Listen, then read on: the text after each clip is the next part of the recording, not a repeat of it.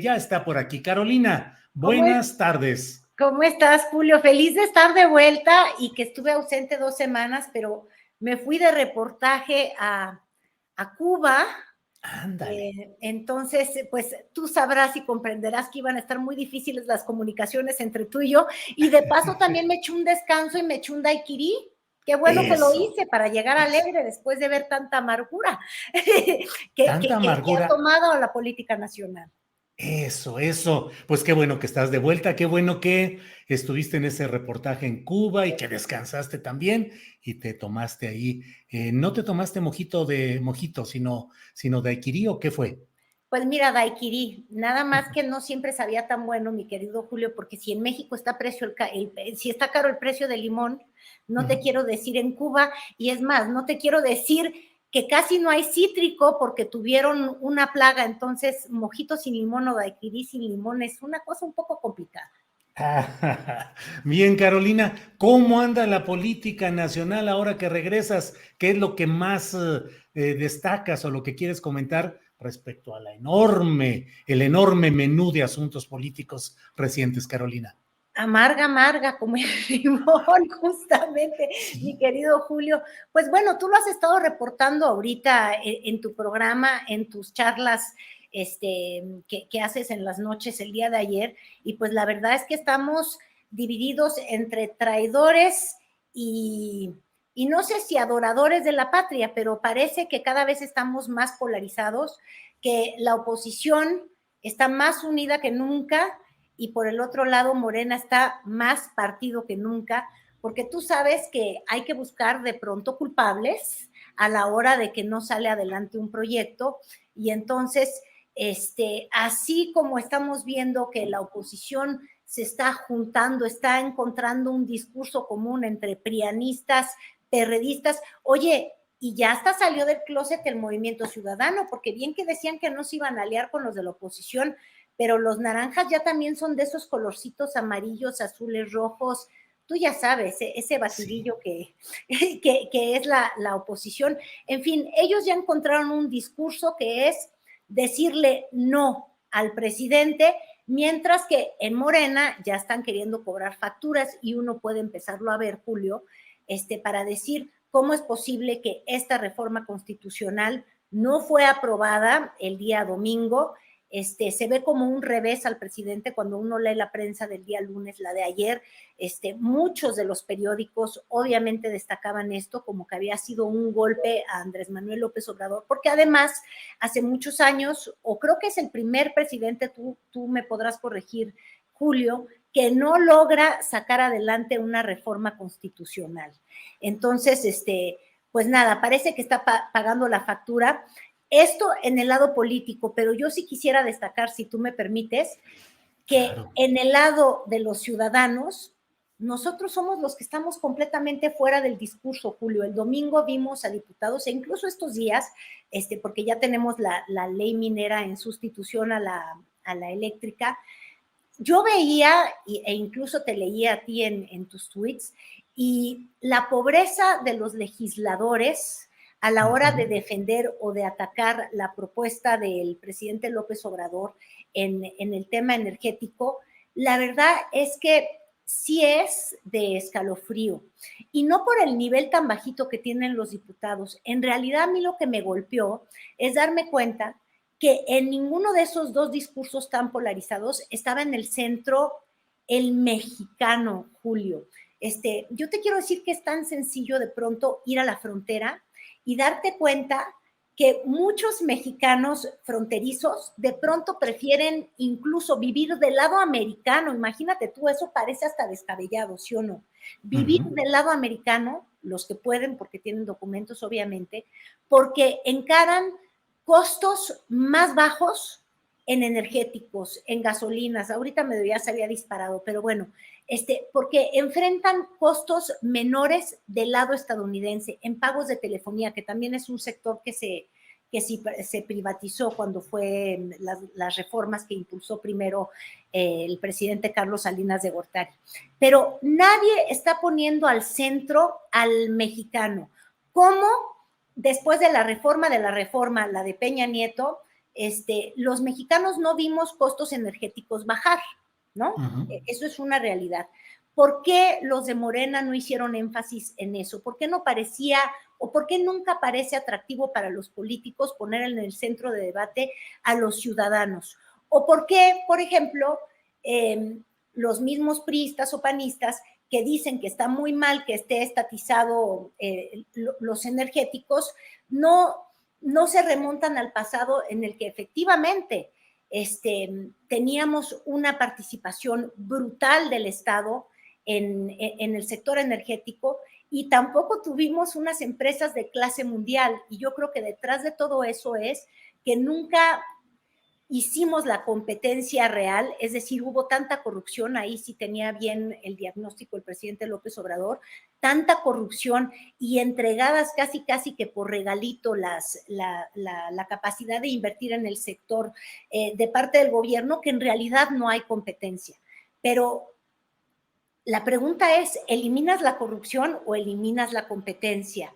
Y yo creo que en eso estamos enfrascados y por eso está tan amarga ahorita la vida nacional. Y yo creo que para los ciudadanos, para los mexicanos que estamos de a pie, ni antes ni después, y quizás tampoco mañana, vamos a estar encarando precios de energía más bajos, porque en realidad nada cambia en la sustancia, Julio. Hemos tenido reformas y más reformas, y nunca se ven traducidos a la hora de lo que encara en el bolsillo el mexicano de a pie.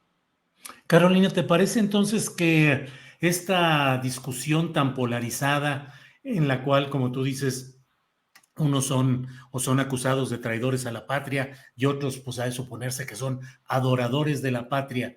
Este discurso es un discurso electoral que está buscando exacerbar ánimos de ambos lados, porque también del lado de los opositores al obradorismo, pues están encendidos con este triunfalismo que se ha dado por la única ocasión en la cual, bueno, pues en términos aritméticos tuvieron la mayoría, es decir, tuvieron los votos suficientes para impedir que hubiera la mayoría calificada que aprobara esta iniciativa de reforma eléctrica, pero la polarización se ha agudizado en estos días, en estas horas, Carolina.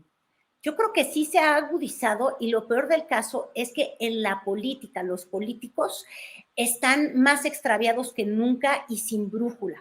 Cuando uno observa los discursos que se pronunciaron desde la Alianza Sí por México para echar para atrás esta reforma energética del presidente López Obrador, Julio, lo único que veías como argumento era: usted no quiso negociar con nosotros y mire, tome la barbón, te voy a dar un batazo.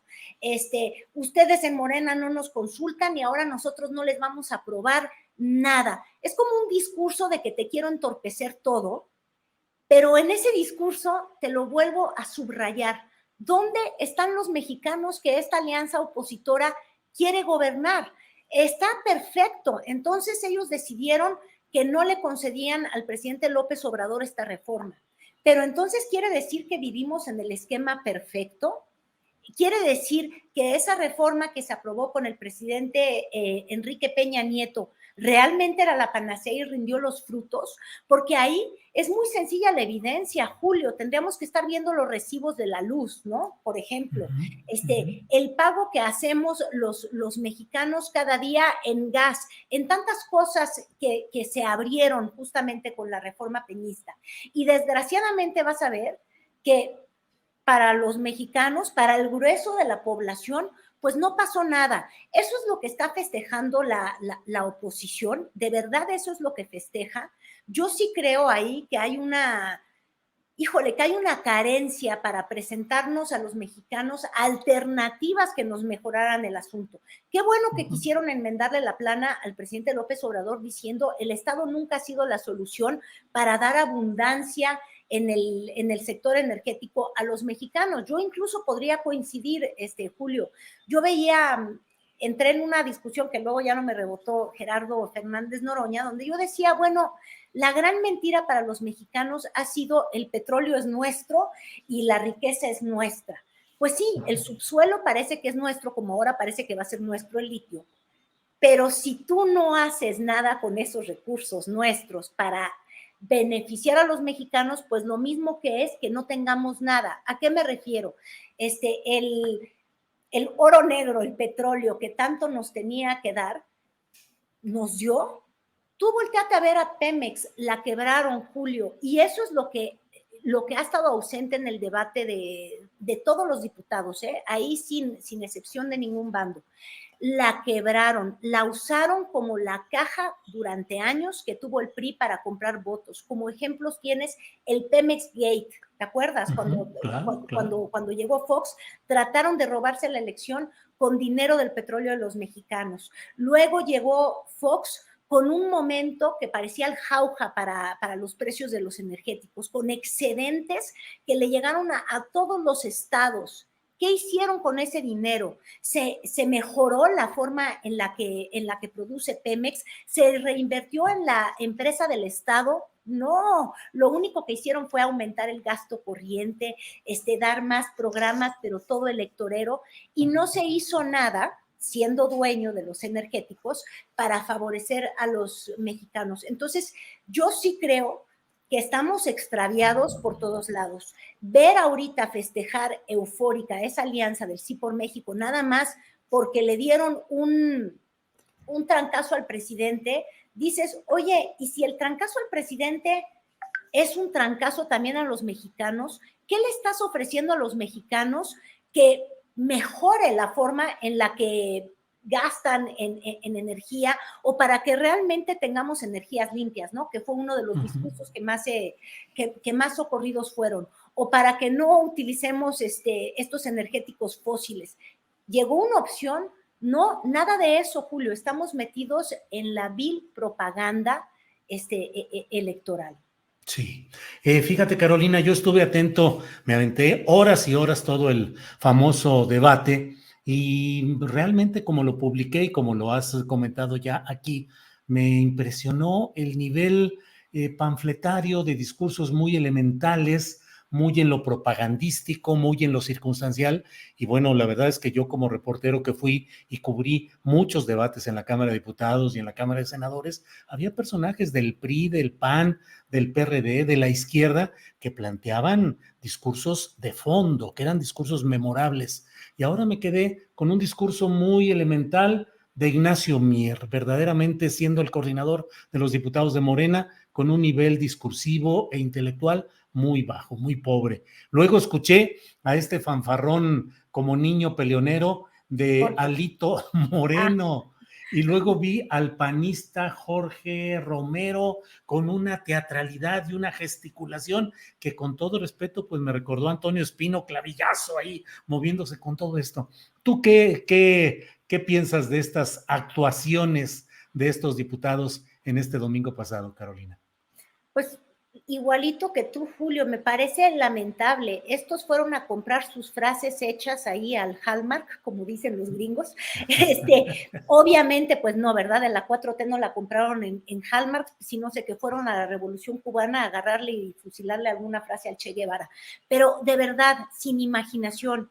Y como te insisto yo, teniendo ejemplos tan claros, tan fácil que sería ir a la frontera norte y documentar cómo se paga menos por la energía de un lado y del otro de la frontera, ¿no? Cuando en el fondo ambas naciones consumen eso, energía, luz, o para denunciar los saqueos que durante años se hicieron al sector, por ejemplo, desde el lado de Morena, o del lado de Morena, justamente insistir y decir, bueno, tuvimos esta discusión hace 6 años, tuvimos una reforma y esa reforma no se tradujo en nada. ¿Dónde están las mentiras que hubieron con esa reforma de la apertura al sector? Porque yo insisto, todos estos políticos neoliberales que en realidad no son de derecha, Julio, de derecha en el sentido más liberal, de permitir la competencia del mercado.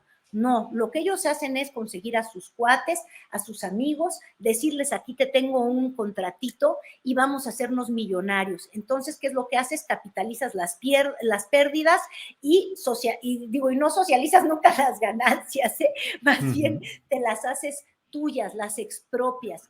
Y es terrible porque nadie está ayudando a tener claridad en lo que deberíamos de estar, que es cómo es posible que hemos fracasado años con años teniendo tantos recursos naturales que además, déjame decirte una cosa, Julio, se agotan, ¿eh? El petróleo se va agotando y se fue agotando. Y además teniendo países que son un ejemplo de cómo no se hacen las cosas, porque incluso Brasil, que tiene la riqueza que tiene, hemos visto cómo padeció de la corrupción de Odebrecht, que por cierto también la padecimos aquí en México. Voltear a ver lo que ha pasado con la empresa venezolana, con el Estado y su petróleo. Yo sí creo que hay una pobreza, porque en realidad lo único que están viendo, lo único que sí monetizan y contabilizan estos legisladores es el 2024. Incluso yo ya en la mañana decía, bueno, tan está el 2024 de frente que no hubo candidato presidencial que no hiciera una gran declaración respecto a la ley minera o respecto a la falla o no falla de la ley energética, porque ahí viene una bandera de decir, queremos un Estado fuerte, o bueno, pátridas, ya no sé ni cómo decirte, ¿no? Con esta nueva imagen de que se es o traidor a la patria o amador de la patria.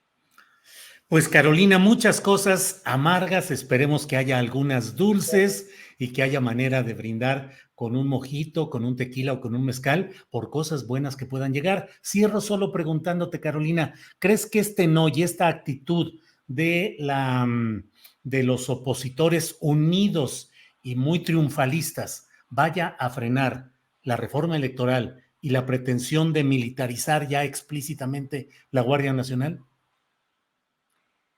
Pues mira, ahora sí ya están actuando como bloque, porque teníamos justamente hace quizás unos 8 meses que teníamos esta discusión, todavía hablábamos del PRI como el partido chumultrufia, como dice una cosa, dice la otra. O ¿cómo era el cómico que decía sí, sí, pero no, no?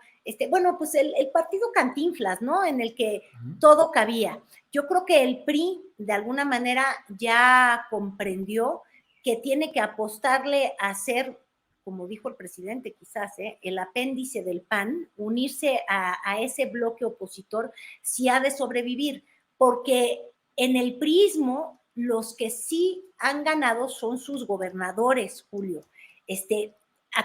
Salen del cargo perdiendo sus elecciones y a ellos sí les dan una embajada y a ellos sí les están ofreciendo una posibilidad del futuro y quizás con ello está incluido la impunidad. Pero al PRI como partido no le ha favorecido estos acuerdos que han hecho sus exgobernadores y yo creo que por fin se dieron cuenta en el PRI que pues eran usados de manera brutal. Pero ahora están en esta alianza con un partido de derecha que no se les parece en nada, quizás solamente en la era neoliberal, y pues le están apostando al PAN para sobrevivir. Yo la pregunta que haría es si este bloque está leyendo bien lo que requieren las personas que no están con el proyecto del presidente Andrés Manuel López Obrador. Si se trata nada más de golpear por golpear o ofrecer una alternativa. Y yo creo que no han sabido todavía ofrecer ninguna alternativa. Entonces, si se oponen de esta manera tan vehemente a la ley electoral, posiblemente en el discurso va a ser, estamos defendiendo la autonomía del INE, mientras por el lado del gobierno van a decir, quieren autoridades corruptas, ¿no? Y otra vez va a ser traidor, no traidor. Pero sí, yo creo que el país va a seguir esperando, en esta lucha política, el país sigue esperando. Carolina, pues bienvenida de regreso a México, a este espacio de los martes, y espero que nos veamos la próxima semana, Carolina. Oye, yo también, Julio, nada más te quería sugerir algo que te asomaras. Fíjate que antes de entrar contigo a este comentario, veía yo cuáles eran los trending topics. Dije, no vaya a ser que ya me cambió. ¿Ves que aquí la realidad cambia? Como los calcetines o como los votos de los del Partido Verde que se van de un partido al otro. En un día ya les cambia la visión y la psicología. Y entonces veía los trending topics, el salario rosa, y dije, ah, caray, ¿cómo? Y es el del Estado de México, para que veas también cómo funcionan las redes, Todo Sí, esto, claro. un anuncio hoy del Mazo, fíjate, aprovechando toda esta revoltura, ahora para decirse que él es el gran gobernador que está dando el salario rosa a las mujeres y las va a rescatar. Estás No, hablando de un hombre. estado con más de 6 millones de mujeres, 8 en realidad, pero pon tú que en edad productiva unas 6 millones, y están haciendo toda una laraca por 36,000 apoyos de 2,400 pesos bimestrales a las mujeres como si fuera la salvación, para que veas que Claro, también en claro. la política está el lado rosa. Claro, imagínate nada más. El holograma que dice gobernar el Estado de México, Alfredo del Mazo, haciendo lo que sabe hacer, pura publicidad. En eso es Pura en lo que invierte. propaganda vacía, Así, 2,400 pesos así es. bimestrales y ya le llama salario Sí, rosa. sí, sí. Dios mío, las mujeres merecemos algo más, ¿no? Carolina, muchas gracias como siempre y espero que nos veamos el próximo martes. Gracias, Carolina. Gracias, Julio. Hasta luego.